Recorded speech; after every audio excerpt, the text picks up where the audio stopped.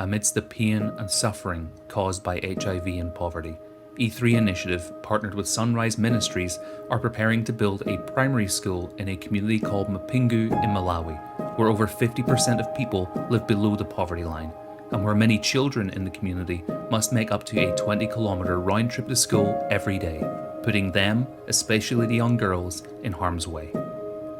Raise the Roof Choir wants to raise enough funds to build a school for these children in Malawi that will mean that they can access school in a safe and caring environment, and in so doing have the potential of a future and a hope out of the web of poverty.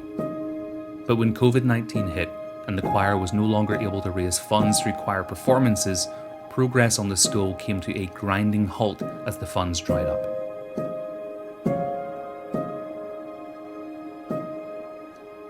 Now, as we emerge from a global pandemic, Raise the Roof are ready to perform again.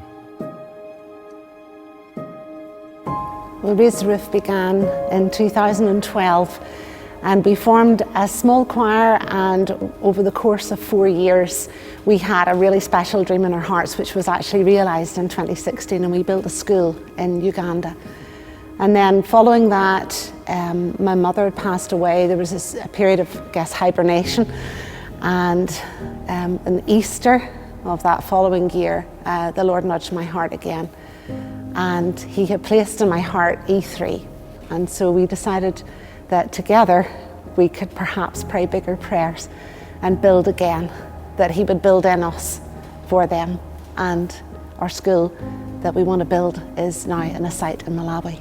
It means so much to me because it has a purpose behind it and it has a mission behind it, so I know that I'm not just singing for myself, and I think that's where the emotion comes from in the songs.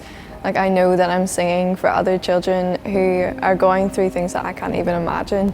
So just being part of the choir, it means so much to me, more than I can even really verbally say, because it's just like, it's a deeper level of like intimacy, and it's a deeper level with that mission behind it. Well, I know for that period of isolation and the lockdowns, I know how much I missed them personally.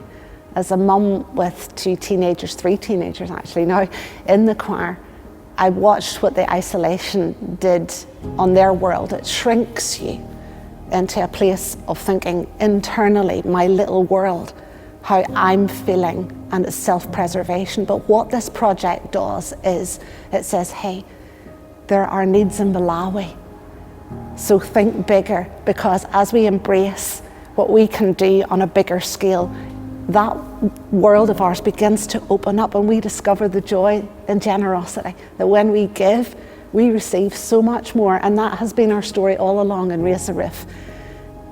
It's been heartbreaking because we're looking at dreams on hold. We're looking at teenagers here who understand this vision. We want to build a school, and there is an urgency to build this school, because every month, every year that goes past that school does not reach completion, I look as a mother on those pictures and I know there are children walking 8 kilometres to go to school, but it's not a safe walk. And as a mother and as a choir of teens, we understand that that is not okay on our watch. And so COVID robbed this choir and those children in Malawi of hope. But we feel it's time for hope to rise again. I think it's so important for those kids to have a school, to be able to know that they have a routine in place even throughout their day. They know that they have a safe place to go to where they can get educated. They don't feel like they have to be stuck in this circle of maybe poverty or maybe not being able to do things that they want to do.